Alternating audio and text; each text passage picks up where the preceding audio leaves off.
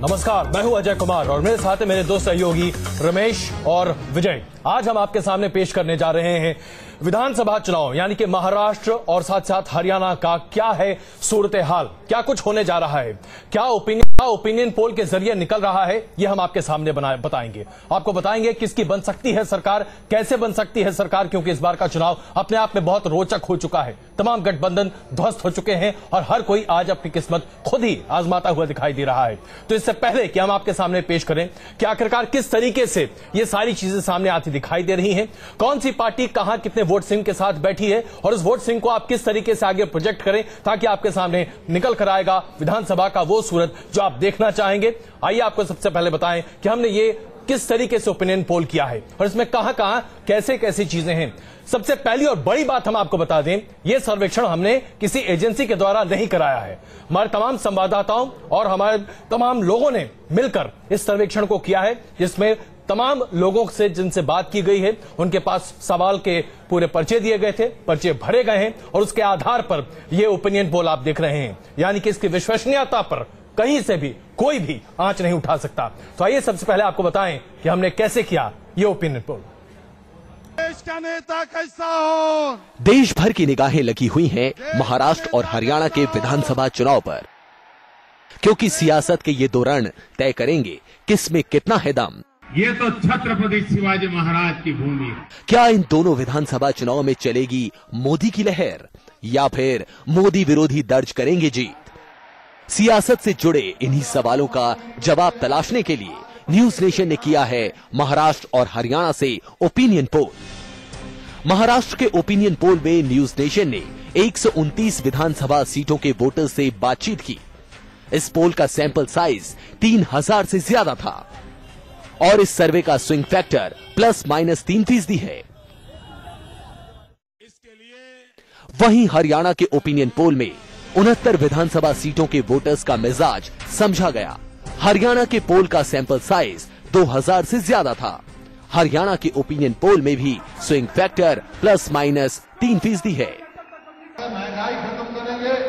आज news nation पर देखिए क्या कहती है महाराष्ट्र और हरियाणा की जनता और कैसे बन सकता है इन दोनों राज्यों का सियासी गणित। Team news nation. तो हम आपके सामने लगातार ये पेश करेंगे। तो आप मेरे सहयोगी रमेश आपको बताने जा रहे हैं कि दरअसल क्या कुछ निकल सकता है इस विधानसभा के ओपिनियन पोल में, लेकिन उससे पहले आपका तारुफ हम तमाम मेहमानों से कर दें। रमेश। बिल्कुल, और हमारे साथ जो आज खास मेहमान जुड़ेंगे जिनसे हम समझने की कोशिश करेंगे, इस ओपिनियन पोल से जो भी बातें निकल कर आई हैं उनको समझने की कोशिश करेंगे। हमारे साथ जाने माने चुनावी विश्लेषक हैं विनोद जोशी जी, मेरे साथ वरिष्ठ पत्रकार आलोक मेहता साहब, शहजाद पूनावाला साहब, अतुल लोंडे, श्वेता पारुलकर, प्रभात झा भारतीय जनता पार्टी से, हमारे सहयोगी मुंबई से हमारे साथ जुड़ेंगे। तमाम मेहमानों से हम जानने की कोशिश करेंगे, क्योंकि जैसा कि कहा जा रहा है कि इस बार का चुनाव बेहद दिलचस्प होने जा रहा है पिछले कुछ सालों के मुकाबले, क्योंकि इस बार टक्कर जो है वो गठबंधन में नहीं बल्कि राजनीतिक दलों के बीच में है। तो आइए सबसे पहले जानने की कोशिश करते हैं और समझने की कोशिश करते हैं दरअसल न्यूज नेशन के इस ओपिनियन पोल में क्या कुछ निकल कर आ रहा है। एक ऐसा ओपिनियन पोल जिसे कोई एजेंसी से नहीं कराया गया है बल्कि खुद न्यूज नेशन के संवाददाताओं ने इस ओपिनियन पोल को किया है। तो आइए सबसे पहले नजर डालते हैं महाराष्ट्र में क्या स्थिति बनती दिखाई दे रही है। अगर महाराष्ट्र की हम बात करें, गठबंधन पहले ही टूट चुके हैं, तो कौन सा गठबंधन किसके साथ होगा, किस पार्टी को कितना वोट शेयर मिल सकता है, सीट के लिहाज से कौन सा राजनीतिक दल कहां पर खड़ा है, ये सारी चीजें हम आपको बताने जा रहे हैं। तो आइए सबसे पहले शुरुआत करते हैं कि आखिरकार तस्वीर किस तरह से बन रही है इस ओपिनियन पोल की, किस पार्टी को कितने वोट मिल रहे हैं। अगर आप देखें जो सबसे बड़ी पार्टी के तौर पे, जैसा कि यह तस्वीर बता रही है, बीजेपी को 28% वोट मिलते दिखाई दे रहे हैं। कांग्रेस को बेहद नुकसान यहां पर दिखाई दे रहा है, 13%, शिवसेना 18%, एनसीपी को भी नुकसान होता दिखाई दे रहा है। और एमएनएस की भी हम बात करें, पिछली बार 5.4% के आसपास वोट मिले थे, उसके वोट प्रतिशत में भी कमी आ रही है।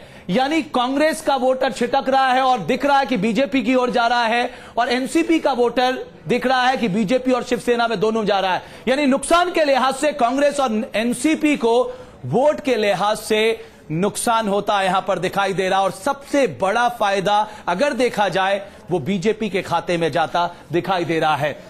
और अगर सीट के लिहाज से अगर हम इसे देख लें, सीट के लिहाज से किस तरह की तस्वीर यहां पर बनती दिखाई दे रही है, तो सीट के लिहाज से अगर हम नजर डालने की कोशिश करें तो ये किस तरह से ट्रांसफॉर्म हो रहा है, ये जो वोट परसेंट है, ये अगर आप एक नजर डाल लें तो सबसे बड़े राजनीतिक दल के तौर पर अगर कोई पार्टी निकल कर आ रही है, भारतीय जनता पार्टी, यानी अकेले जाना भारतीय जनता पार्टी के फायदे में जाता दिखाई दे रहा है। 120 से 125 सीटें इस ओपिनियन पोल पे भारतीय जनता पार्टी को दिलते दिखाई दे रही है। शिवसेना, हालांकि शिवसेना ने जो अपना लक्ष्य रखा था वो 150 का रखा था, लेकिन यहां जो न्यूज नेशन का ओपिनियन पोल है 58 से 63% 63 सीट के आसपास पे। और कांग्रेस के बारे में अगर हम बात करें तो 38 से 43, एनसीपी, कांग्रेस को एक बड़ा नुकसान यहां पर दिख रहा है, एनसीपी 35 से 40 और एमएनएस 5 से 10। तो ये आप देख सकते हैं कि ये तस्वीर बनती आ रही है। अब 2014 की अगर एक तस्वीर पे हम देख लें, मेरे सहयोगी अजय आपको बताएंगे कि 2014 की तस्वीर किस तरह से निकल कर आई, और ये बड़ा मुकाम हासिल बीजेपी को तब हुआ जब उसने देखा लोकसभा में उसकी बयार बह रही है। अजय, बिल्कुल रमेश, इसमें सबसे बड़ी बात जो अपने दर्शकों के सामने हम रखना चाहते हैं, जो एक बार फिर हम दोहरा दें, 120 से 125 सीटें भारतीय जनता पार्टी को मिलती हुई दिखाई दे रही हैं इस ओपिनियन पोल के जरिए। जाहिर सी बात है पूरे बहुमत के साथ सरकार बनती नहीं दिख रही, लेकिन जिस तरीके से भारतीय जनता पार्टी सबसे बड़ी पार्टी के तौर पर उभर रही है, यह प्रतिबिंबित हो रहा है कि लोकसभा में जो 2014 की लोकसभा थे उसमें जो असेंबली सीट्स के प्रोजेक्शंस अगर आप देखें, खास करके अगर आप सांसद के जो चुनाव हुए थे उनको आप असेंबली सीट्स के हिसाब से देखें तो 132 सीट मिलती हुई दिखाई दे रही थी। अगर उसको असेंबली सीट में कन्वर्ट कर देते तो भारतीय जनता पार्टी को 101 सीट शिवसेना के खाते में जाती हुई दिख रही थी 2014 में, अगर उसे आप असेंबली के साथ प्रोजेक्शन में दे देते हैं। एनसीपी के पास 32 सीटें जाती दिख रही थी। कांग्रेस की हालत वाकई में पतली यहां पर दिख रही थी, 15 सीटें मिलती दिख रही थी, और अन्य के खाते में 8 सीट जाती हुई दिखाई दे रही थी। तो यह आपने देखा 2014 के लोकसभा के जो चुनाव के नतीजे आए थे, उन नतीजों को अगर आप विधानसभा के हिसाब से बांट कर देखें तो 132 सीटें मिली थी भारतीय जनता पार्टी को, अगर यही नतीजे आप पूर्णतः अगर उसमें निकाल दिया जाए तो। लेकिन अभी जो हमारा ओपिनियन पोल है उसके हिसाब से 120 से 125 सीटें मिलती हुई दिखाई दे रही हैं। तो इससे आप ये फर्क यहां पर देख सकते हैं। इसके साथ साथ अभी आप अपने स्क्रीन पर देख रहे हैं कि किस तरीके से भारतीय जनता पार्टी को और शिवसेना के अगर खाते की बात की जाए तो यहां पे फिगर्स किस तरीके से बदलते दिखाई दे रहे हैं। विजय, अगर इसको आप थोड़ा एक्सप्लेन कर सकें। अजय, जो हम लोगों ने सर्वे किया और जैसा आपने जिक्र किया सीटों का और लीड्स का, तो लोकसभा के में 132 सीटों पर लीड थी बीजेपी को और शिवसेना को 101 सीटों पर थी। तो इसका मतलब है कि 101 सीटों से नुकसान हो रहा है शिवसेना को, यानी भारतीय जनता पार्टी ने जो अलग होने का फैसला किया वो अभी तक हमें ठीक दिखता लग रहा है कि भारतीय जनता पार्टी ने जो सबसे बड़ा फैसला किया है कि शिवसेना से अलग हुई वो ठीक है। लेकिन यहाँ पर एक इंटरेस्टिंग चीज है कि लोकसभा में जो वोट परसेंटेज उनको मिला है 27% वोट मिला था बीजेपी को, और तो अपना ही वोट शेयर मेंटेन करते दिखाई दे रहे हैं। जरा प्रभात जी से क्या बराबर मेंटेन कर रहे हैं विजय जी। प्रभात जी, 120 से 125 सीटें आपकी पार्टी यानी कि भारतीय जनता पार्टी को महाराष्ट्र में मिल सकती हैं। हमारे ओपिनियन पोल के हिसाब से ये अभी सूरत हाल है। जाहिर सी बात है इसमें ±3% स्विंग का मार्जिन है, तो उसके हिसाब से 10-15 सीट आगे पीछे हो सकती हैं। ऐसी सूरत में क्या आपको लगता है कि आप सबसे बड़ी पार्टी बनकर संतुष्ट रहेंगे या अभी भी 150 के आपके लक्ष्य पर आप टिके हुए हैं? एक बात पूछना चाहूंगा अजय जी, क्या यह सर्वे जो आपने किया है जी, ये कब का है? क्या 5 अक्टूबर के पहले का है कि 5 अक्टूबर के बाद का है? ये सर्वे हम लोगों ने शुरू किया था 1 अक्टूबर से लेकर 8 अक्टूबर के बीच का है। इसलिए मैं पूछा अजय जी कि 5 अक्टूबर से 6 अक्टूबर के बाद जी लगातार मुख्यमंत्री अपने प्रधानमंत्री नरेंद्र मोदी जी का कैंपेन चला है जी, और ये जो आप आंकड़े बता रहे हैं, नंबर 1 हमको बता रहे हैं 120 से 25 और 3% का ग्रेजुअल बता रहे हैं कि आगे पीछे हो सकता है जी। और अगर नरेंद्र मोदी जी के कैंपेन के बाद का सर्वे देखेंगे तो जो हमने लक्ष्य रखा है, मुझे पूरी उम्मीद है कि अगर आज सर्वे कराएंगे तो जो हमने लक्ष्य रखा है शायद आपका ही सर्वे वहां तक हमें ले जाएगा। लेकिन अगर हम सभी सर्वे की बात आपके साथ ही कर लेते हैं और आपने जैसे कहा है कि आपने अपने सर्वे किया है अपने संवाददाता द्वारा, तो मैं इसलिए सभी दलों सभी सर्वे द्वारा एक ही बात कही जा रही है, भारतीय जनता पार्टी 125, 135 अब मैं ये सबसे पूछ रहा हूं तो सब कह रहे हैं 5 अक्टूबर 6 अक्टूबर तक का है ये, लेकिन उसके बाद जो स्थितियां बदली हैं वो बहुत राजनीति तो उसके बाद हुई है, और इसलिए मुझे लगता है कि भारतीय जनता पार्टी को निश्चित तौर पर सफलता। प्रभात जी, आप मान रहे हैं कि मोदी इफेक्ट बहुत बड़े पैमाने पर काम आएगा, हम उसके बारे में भी आपके सामने वो तमाम आंकड़े पेश करेंगे। देखिए, मोदी इफेक्ट तो काम आएगा ही, उसके पहले सारे जगह पर एक भाव जो पैदा हुआ और जिस तरह के हमारे साथ गठबंधन तोड़ा गया, उससे लोगों को लगा है कि नहीं, अब जब हम राष्ट्र में बहुमत दे सकते हैं, और एक बात धीरे धीरे स्पष्ट हो गई है कि बहुमत वाली सरकार ही ठोस निर्णय ले सकती है, और इसलिए महाराष्ट्र या हरियाणा दोनों जगह की जनता ये करेगी। प्रभात जी, एक छोटा सा सवाल कि आपने कहा मोदी इफेक्ट वहां पर है, लेकिन इतनी बड़ी पार्टी आपकी है, आपके पास महाराष्ट्र में और हरियाणा में दोनों में ही कोई लीडर नहीं है जो लीड कर सके, और प्रधानमंत्री को सारा चुनाव जो है अकेले देखना पड़ रहा है। इसकी चिंता आप नहीं करिए, नेता हमारे पास कितने हैं ये हमको तय करना है। आप क्यों दुखी हो रहे हैं इसके लिए मित्र? चलिए, कोई बात नहीं प्रभात जी, हम दुखी बिल्कुल नहीं हो रहे हैं, और इसके बारे में, मोदी इफेक्ट के बारे में भी हम बात करेंगे आपसे। श्वेता परुलकर जी इस वक्त हमारे साथ हैं। श्वेता जी, शिवसेना का वोट शेयर अगर हम 2014 के लोकसभा के चुनावों को असेंबली इलेक्शन पर प्रोजेक्ट कर देखें तो 101 बनता था, लेकिन जो हमारा ओपिनियन पोल है उसके हिसाब से 58 से 63 के बीच में सीटें आ रही हैं आपको, ±3%, यानी कि 10 से 12 सीट आगे पीछे हो सकती है। आप 100 के आंकड़े के पास भी नहीं पहुंचते दिखाई दे रहे। क्या आपको लगता है कि जो गठजोड़ का टूटना है आपके लिए हानिकारक साबित होगा? नहीं, मुझे पहली बात तो ये बतानी है कि हम आदर करते हैं आपके ओपिनियन पोल का, लेकिन ये बात तो माननी पड़ेगी कि ये ओपिनियन पोल है, ये तो एक्चुअल रिजल्ट्स नहीं है। बिल्कुल। तो मैं ये मानती हूं कि शिवसेना का परफॉर्मेंस इससे कई ज्यादा रहेगा जी। उसकी 2-4 रीजंस हैं। एक तो भावनिक तौर पर महाराष्ट्र की जनता शिवसेना से जुड़ी हुई है, और वो ये जानती है कि नेशनल लेवल पे, तो मैंने आपको लगता है कि ओपिनियन पोल चाहे जो कुछ भी कहे उसके नतीजे कुछ अलग निकल कर आएंगे जब 19 तारीख को काउंटिंग होती दिखाई देगी? हाँ जी, चलिए, मैं क्षमा चाहूंगा आप सबों से, क्योंकि हमें यहाँ पर कुछ देर के लिए रुकना पड़ रहा है। वापस आकर तुरंत हम चर्चा शुरू करेंगे, और हमारे तमाम एक्सपर्ट्स इस वक्त हमारे साथ मौजूद हैं। आखिरकार ये ट्रेंड क्यों निकल कर आ रहा है, हम विजय जी से भी बात करेंगे इस पर, और साथ साथ हमारे संवाददाता धुरेंद्र पुंडीर भी हैं, वहां पर मुंबई में बहुत सारे लोगों के साथ मौजूद हैं, बातचीत करेंगे। लेकिन इस ओपिनियन पोल के जरिए हम आपके सामने एक मुकम्मल तस्वीर पेश कर रहे हैं। अभी जो बड़ी खबर हमने आपके सामने पेश की, 120 से 125 सीटें भारतीय जनता पार्टी को महाराष्ट्र में मिल सकती हैं, और दूसरी बड़ी पार्टी के तौर पर शिवसेना आती हुई दिखाई दे रही है, और ऐसे में एमएनएस का सुपड़ा साफ एक तरह से होता दिख रहा है, और कांग्रेस और एनसीपी की स्थिति खराब दिख रही है। लेकिन वजह क्या है, इस पर करेंगे चर्चा, बने रही हमारे साथ।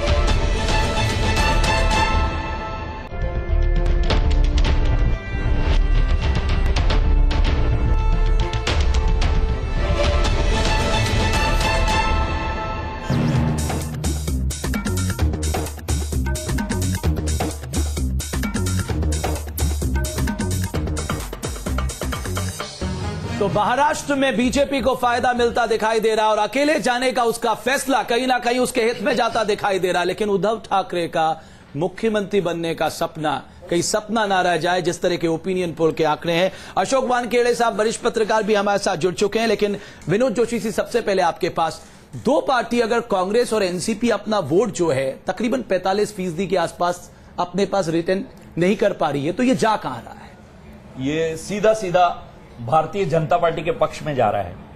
मनसे का वोट, शिवसेना का वोट, बीजेपी का और कांग्रेस का लगातार हमने भी देखा, हमारे भी कई जगह पे हमारा भी व्यू रहता है। तो 86 से शुरू हुआ था बीजेपी, और 90, 95, 100 ऐसे बढ़ते बढ़ते 5 तारीख तक, जब तक प्रधानमंत्री जी की सभाएं हुई थी मोदी जी की, तब तक हमने देखा कि 101 सीट तक बीजेपी आ सकती। आप ये कह रहे हैं कि मोदी की सभाओं के साथ लगातार बढ़ोतरी होती दिखाई दे रही है। आलोक जी, क्या नरेंद्र मोदी वाकई में वो स्विंग फैक्टर है जो कि महाराष्ट्र में अगर खास करके बात करें तो सब कुछ बदल सकते हैं? देखिए, मैं ऐसा मानता हूं कि जो इंदिरा गांधी को फॉलो वो कर रहे हैं, ये अलग बात है कि पार्टी बड़ी इस आधार पर है कि इंदिरा गांधी के और नेहरू परिवार के, लेकिन आप मैं 70 आपकी बात सुन के प्रभात जी अभी सीधे वहां से यहाँ चले आएंगे। नहीं, इसलिए नाराज होने की बात नहीं है। मतलब आप 70 के बाद 67 के समय आप देखें कि भारतीय जनता पार्टी जैसे कमजोर थी, मजबूरियां थी, 70 के बाद जिस तरह से राज्यों में भी उन्होंने अपना प्रभाव बढ़ाया और इंदिरा जी के नाम पर वोट मिलता था एक समय में काफी हद तक, बाद में भी जब तक वो पार्टी रही। इस नरसिंह राव के नाम पर उतना वोट नहीं मिलता था, मनमोहन सिंह के नाम पर तो 0 हो गया। लेकिन इसलिए मुझे लगता है कि नरेंद्र मोदी उस स्ट्रेटेजी पे चल रहे हैं जी कि इंडिया इज इंदिरा। आप देखेंगे थोड़े दिन बाद उनकी मूर्ति होगी और खाली आरती उतारते हुए सब लोग दिखाई देंगे कि साहब नरेंद्र मोदी ही देश के एकमात्र नेता है। ये उनकी कोशिश है, हम और आप उसको माने या ना माने वो गलत बात है। अशोक जी, महाराष्ट्र की राजनीति पर जबरदस्त बैठ रही है आपकी, क्या महाराष्ट्र की राजनीति में ये अपने आप से उठापटक है ना? इससे बड़ा उठापटक तो कोई नहीं देख सकता। नहीं, सवाल ये है कि आप यदि महाराष्ट्र के फॉर्मेशन से देखिए जी तो महाराष्ट्र संयुक्त महाराष्ट्र कहलाता था, क्योंकि एक बॉम्बे स्टेट था, उसमें मुंबई और पश्चिम महाराष्ट्र आया, निजाम से मराठवाड़ा आया, सीपी बेरार से विदर्भ और खानदेश आया जी। तो हर पॉलिटिकल पार्टी का एक अपना पेट है। वैसा महाराष्ट्र का डीएनए कांग्रेस का है, लेकिन पूरा पश्चिम महाराष्ट्र शरद पवार के पास है, विदर्भ कांग्रेस के पास हुआ करता था, कोकण और मुंबई यहाँ शिवसेना और मराठी मानुस की राजनीति चलती थी। इसी को हम आगे बढ़ाते हैं।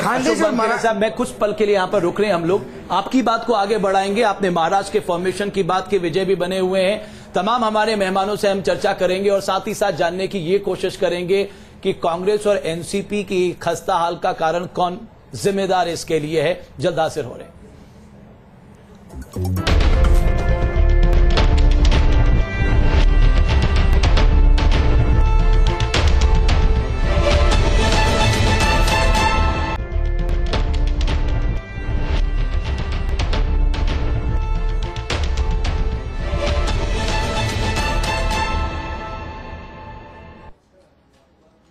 तो महाराष्ट्र के चुनाव में सबसे अहम मुद्दा क्या है? हमने जनता की नब्ज टटोलने की कोशिश की कि दरअसल जनता के लिहाज से उनके लिए सबसे महत्वपूर्ण और निर्णायक मुद्दा कौन सा हो सकता है। तो आइए अगर एक नजर डाल लें उन मुद्दों पर कि महाराष्ट्र की राजनीति में सबसे बड़ा मुद्दा क्या होने जा रहा है। हमारे ओपिनियन पोल में जो निकल कर आया है, खासकर वोटिंग के दौरान किस मुद्दे को लेकर, महंगाई आज भी सबसे बड़ा मुद्दा है। 43% लोग ऐसा मानते हैं। रोजगार के मसले पे 22% लोगों का यह कहना है। भ्रष्टाचार, खासकर इरिगेशन स्कैम की भी बात की जाती है। हजारों करोड़ खर्च करने के बाद 0.1 इरिगेशन का काम वहां पर हुआ है। कानून व्यवस्था 6%, किसान 4% के आसपास, यानी ये मुद्दों पे ये स्थिति साफ हुई है। अब दूसरा सवाल जो हमारा था, जो सबसे अहम था, कि इन मुद्दों को अच्छी तरह कौन सी सरकार टैकल कर सकती है, उस पे क्या तस्वीर निकल कर आ रही है, जनता ने किस पे अपना भरोसा जताया है, कौन करेगा जनता की समस्याओं का समाधान। अगर इस तस्वीर को देखने की कोशिश करें, भारतीय जनता पार्टी पे लोग अपना भरोसा जताते नजर आ रहे हैं। शिवसेना बहुत नीचे खड़ी है, कांग्रेस, एनसीपी और एमएनएस की हालत यहां पर खस्ता दिख रही है। और सबसे बड़ी बात यह है कि किस सरकार को राज्य में रूल करने का मौका दिया जाना चाहिए। यह एक और बड़ा सवाल जो हमने पूछा, क्या चौहान सरकार को एक और मौका मिलना चाहिए? तो उसमें कितने लोगों का हाँ में कहना है, ये शहजाद पूनावाला साहब बताएंगे कि आपके ईमानदार मुख्यमंत्री की क्या स्थिति हो गई है। और आगे हम आपको बताएंगे कि मुख्यमंत्री के लिहाज से सबसे फिट उम्मीदवार जनता को कौन नजर आ रहा है। जल्द हाजिर होते हैं कुछ पलों में।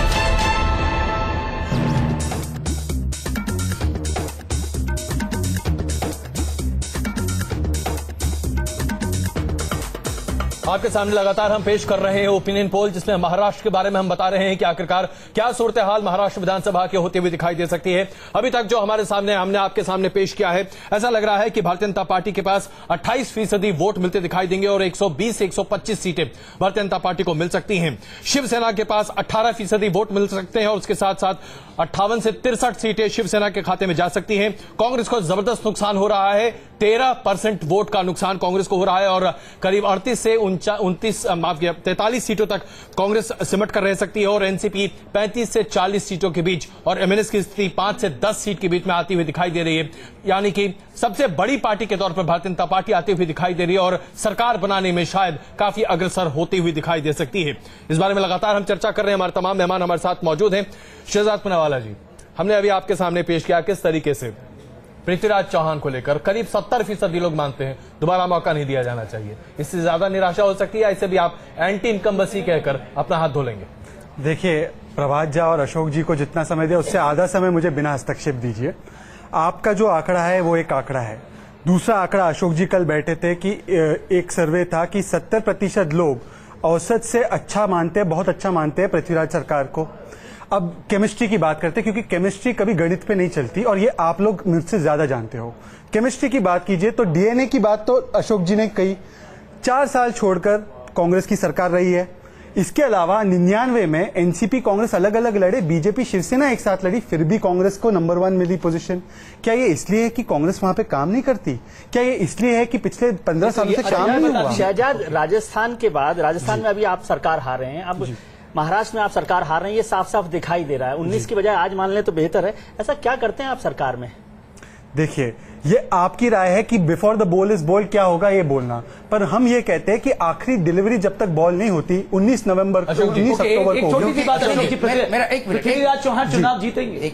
पृथ्वीराज चौहान सबसे हाईएस्ट मार्जिन से जीतेंगे। और मैं आपको एक और बताता हूं, एक और बात सुन लीजिए मेरी। आप मोदी कर रहे हैं, मोदी जी प्रधानमंत्री कार्यालय को बंद करके बाकी जगह घूम रहे हैं। सवाल ये नहीं है प्रधानमंत्री कार्यालय बंद हो रहा है या चल रहा है। नहीं अशोक जी, एक बात सवाल, एक सेकंड, महाराष्ट्र की बात करें और आपने मेरा नाम लिया तो मैं बता रहा हूं आपको कि अलीबाबा और 40 चोर में अब अलीबाबा का हृदय परिवर्तन होने के बाद भी यदि 40 चोर आपके साथ है तो आपको इसका जवाब देने दीजिए। इसका जवाब देने दीजिए, मुझे जवाब देना। एक छोटा जवाब, जो 40 चोर की बात कर रहे हैं, अलीबाबा हमारे पे 40 चोर छूट गए।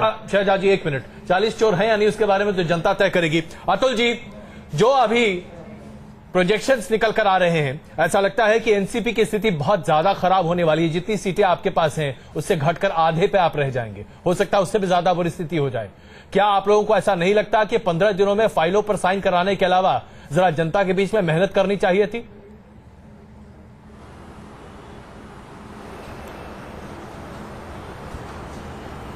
अतुल जी, आप हमारे साथ हैं? हाँ, हेलो जी। अतुल जी, आप हमारे आवाज सुन पा रहे हैं? हेलो जी, आवाज, सवाल ये है कि जो ओपिनियन पोल के नतीजे निकल कर आ रहे हैं जी,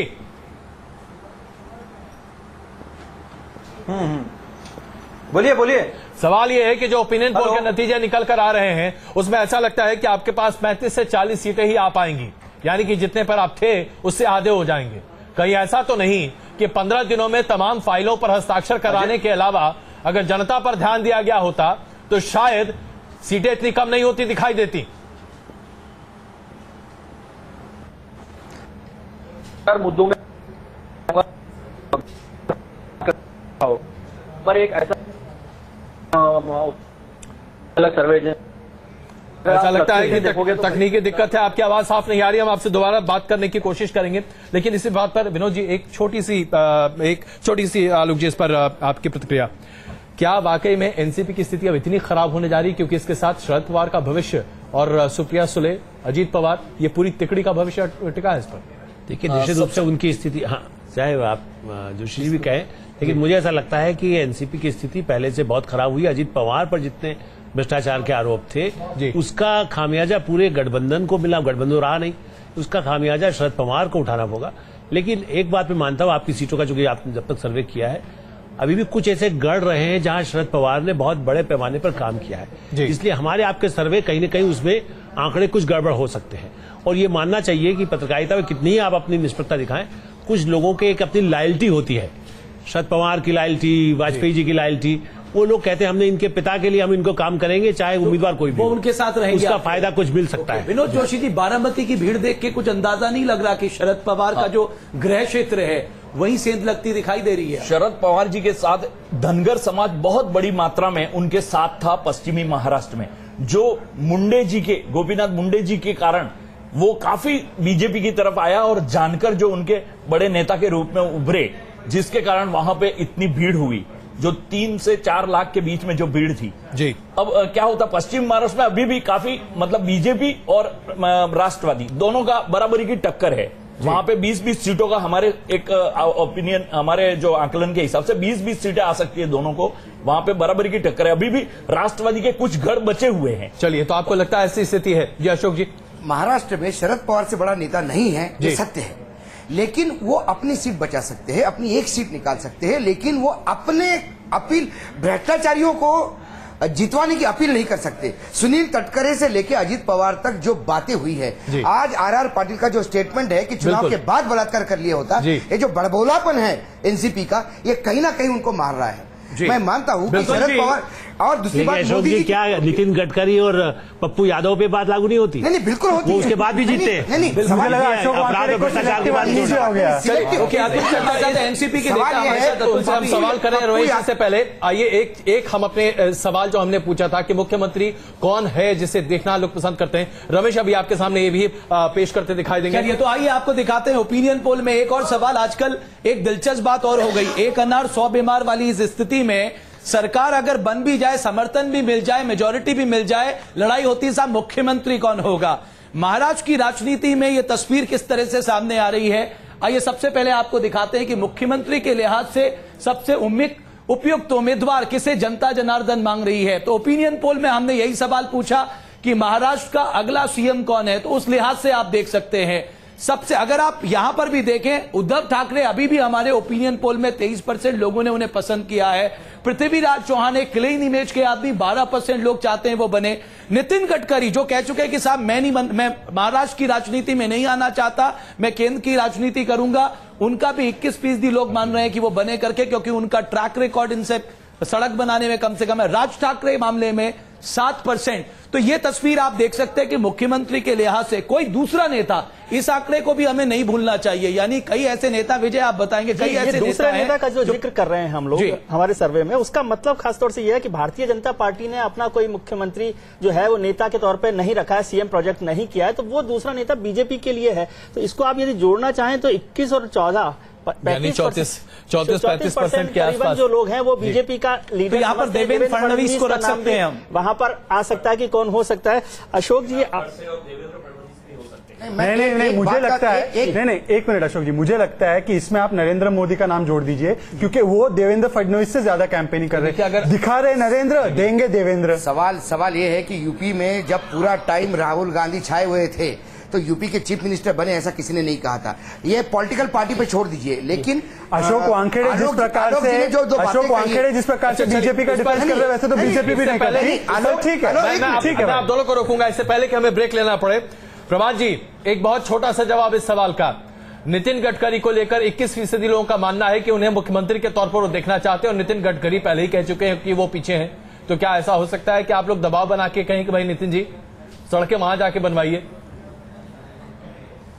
सवाल ये है कि पार्टी तय करेगी। पहली बात जो हमारी प्राथमिकता है सरकार बनाना, सरकार बन जाएगी तो मुख्यमंत्री तो तत्काल बन जाएंगे, जिसको पार्टी चाहेगी, जिसमें क्षमता होगी, विधायक दल जिसको चुनेगा वह मुख्यमंत्री बन जाएगा।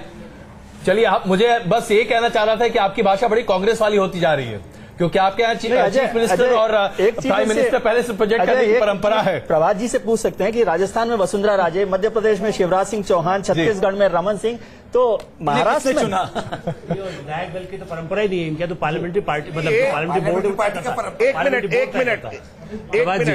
एक मिनट जी, राजनीतिक परिस्थितियां सब जगह की अजय जी अलग अलग होती है जी। आज महाराष्ट्र में हम गठबंधन में लड़ रहे होते तो शायद ये सवाल नहीं होता, लेकिन यही सवाल था, बहुत सारी बातें थी, इसी कारण से तो हम टूटे हैं। और यह टूटने के बाद हम ये रिस्क नहीं लेंगे, रिस्क हमारा सरकार बनाना है, सरकार बनाने के चलिए रिस्क नहीं लेंगे। प्रभात जी, मैं आपकी साफ गोई की बहुत तारीफ करता हूं।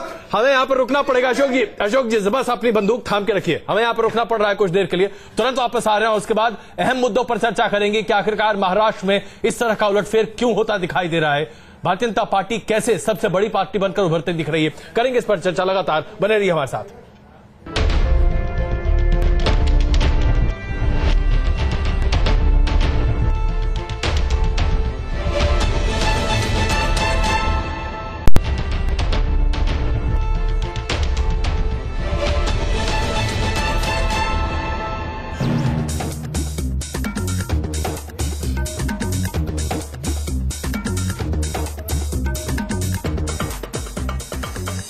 जी विजय जी, आपका एक बार फिर स्वागत है। हम चर्चा कर रहे हैं देश के सबसे बड़े ओपिनियन पोल की, न्यूज नेशन की, जिसमें रिपोर्टर्स ने लोगों से, वोटर से बात की और पाया कि महाराष्ट्र में अब कांग्रेस सरकार की विदाई का वक्त आ गया है। भारतीय जनता पार्टी सबसे बड़ी पार्टी के तौर पर उभर कर आती दिखाई दे रही है। मेरे वरिष्ठ सहयोगी सुभाष शिर्के महाराष्ट्र में, मुंबई में मौजूद हैं। सुभाष, क्या अभी हम लोग देख रहे थे ग्राफिक जिसमें अलग अलग मुख्यमंत्रियों की बात हो रही थी और अशोक वानखेड़े कह रहे थे कि महाराष्ट्र में नारा चल रहा है, दिल्ली में नरेंद्र और महाराष्ट्र में देवेंद्र, तो क्या ये सही वक्त है महाराष्ट्र में बीजेपी की चीफ मिनिस्टर की बात करने का?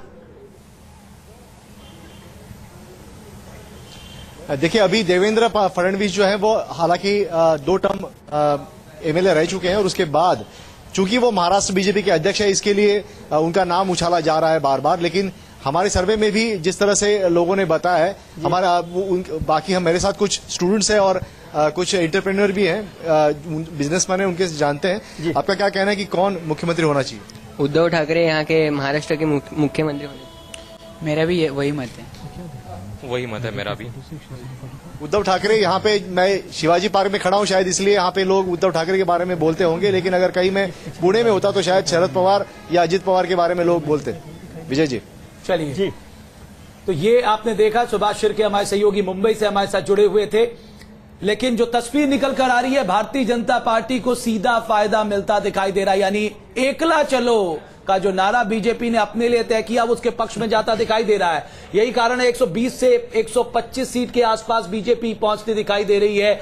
जो न्यूज नेशन के रिपोर्टर के सर्वे किया गया ओपिनियन पोल जो है, और शिवसेना 58 से 63, कांग्रेस को भारी नुकसान, एनसीपी को नुकसान, एमएनएस को भी कहीं ना कहीं नुकसान होता दिखाई दे रहा है। हम यहां पर कुछ पलों के लिए रुकेंगे, जब लौटेंगे तो कुछ और मुद्दों पर चर्चा करेंगे। महाराष्ट्र की राजनीति में आज के दिन में सबसे बड़ा मुद्दा कौन है और पाकिस्तान के मुद्दे को बीजेपी किस तरह भुना रही है महाराष्ट्र के चुनाव में, इस पर भी चर्चा।